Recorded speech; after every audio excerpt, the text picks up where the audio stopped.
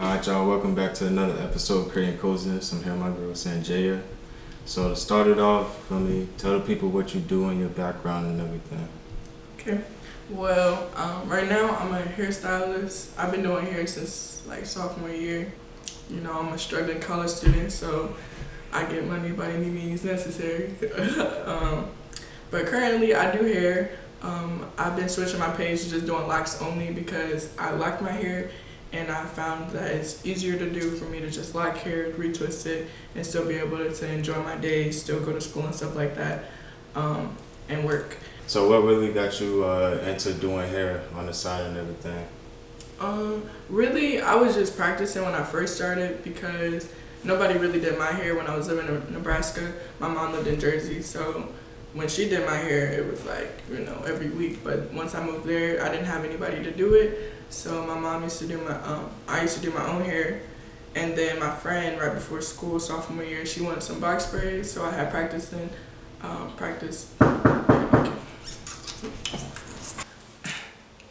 Before Ab came in. Anyways, no, I started doing my friend's hair, and then that's when everybody was just like, oh, you do braids? Can you do my braids before school? So I started picking up doing hair that way, and then holidays and stuff, everybody would get their hair done. When I transitioned when I came to NCAT, that's when I really started doing locks and Barbie. My friends had asked me if I knew how to retwist hair, and I was like, I don't know, but we could try it. So I tried it, and I've been doing like retwisting and stuff for about a year now. So what type of role did attending NCAT play into your business aspirations? Definitely I would say more clientele, of course, because like that's just a given. But also just being at a black college and seeing that everybody does hair, it shows you in a sense like competition of like how the real world would be, because back at home a lot of people braid hair.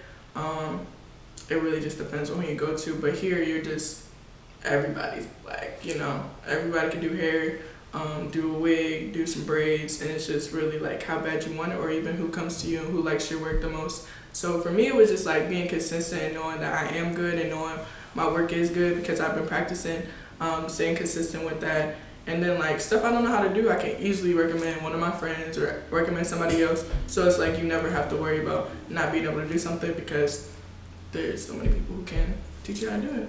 So along your journey, have you met anybody that played a big part into not just your business journey, but academics or just life in general? For like why I'm doing this, or yeah, well, to give you motivation on like continuing your whole like journey. I'm gonna start with Mr. Wiley. That was my counselor when at North when I was in high school, and then I met him at my church right when I moved to Nebraska. And really, I feel like that's one of the biggest reasons why I just stay motivated and keep pushing, and my family, of course, and for myself. But like, when it comes to Mr. Wiley, he never treated nobody differently, and it's kind of hard to find people who actually show you genuine love and actually care about seeing you win and doing stuff. And he always made sure, like, if I needed something, I got it, whether it was just verbally, him giving you motivation, and that just pushes me to keep going. And just continue to be good to people because, you never know what somebody's going through. So, appreciate you, love you. So other than doing hair, is there any other business goals or business aspirations that you have?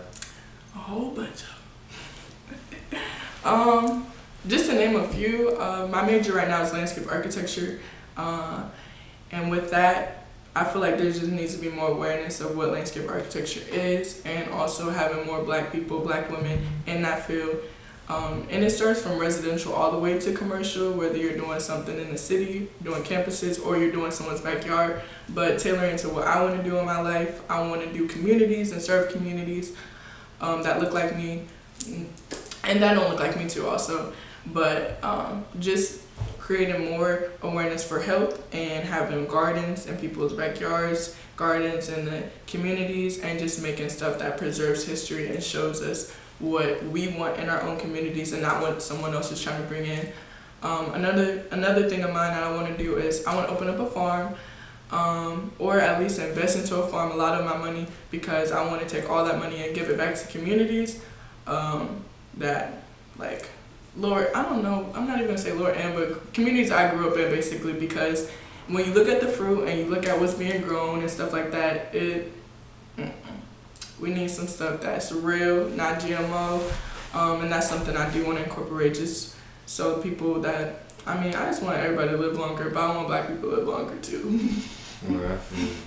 So, do you have a few people that you look up to on the agricultural side that kind of inspired you on the African American tip, and just health benefits as well? Yes. One of the biggest people that inspire me, I would definitely say, is back at home in Nebraska, YBI, Young, Black, and Intelligent. Both of them were my mentors and still are today. Chance and Jasmine, my mind slipped. Right now, they have a garden in their backyard, but they also teach kids, like toddlers, how to grow their own food, just teaching them the importance of what veggies you eat and stuff like that. And they teach older students, so I really like that. And they always just been giving me useful advice. They have their own business. I get all my natural products from there. And there's someone I can actually go over their house, chill with them, eat what they made in their garden, and still feel good afterwards, work out, all that. So I appreciate them.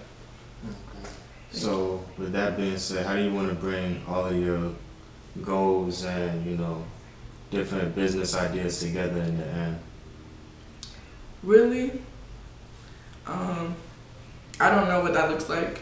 So I pray a lot about what my future will be, because just starting at NCAT, it hasn't been just like, straight to the top where everything's been good. It's been like, so I'm just taking it a day at a time. Really, I try to just align stuff that I do now with what I want to do in the future, and say no to things that I know have not, like, that serve me no purpose, and that helps me just feel like I'm still working towards where I'm trying to be at, because anything can change. I could turn around and want to be a doctor tomorrow, but it's just, I want to continue doing work that aligns with helping people, making people live longer, and just all that good stuff.